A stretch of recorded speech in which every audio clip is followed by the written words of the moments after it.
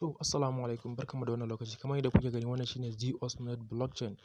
It's a mining app. Shi ma mining app ne kamar yadda sauran mining suke. Amma abin da ya bambanta wannan mining da sauran mining shi sai ka tura wa mutum wani coin ɗinsu wanda za su ba mutum a farkon lokaci kaɗan daga ciki, sannan zai baka dama ka danna mining.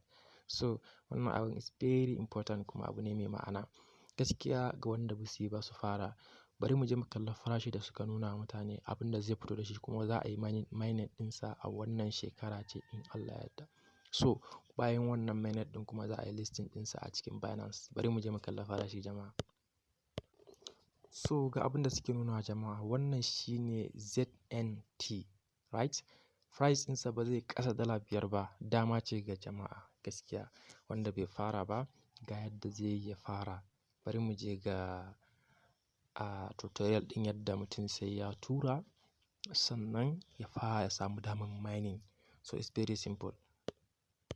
So wannan shine ZNT. Bari mu shige sa.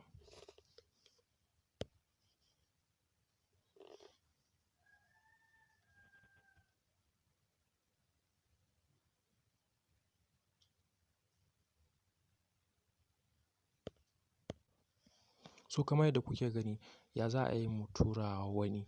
To sai mu zo nan wajen gashi nan menu. Muka danna menu sannan sai mu zo send ZNT. Muka zo send ZNT sai mu zo mu yi pasting address ɗin a nan. Bari mu tura. Yauwa mun yi pasting address. Sai mu zo mu rubuta kamar misali 0.0 no 0.0000000. Sai ka danna haka. Sannan sai ka zo ka danna send.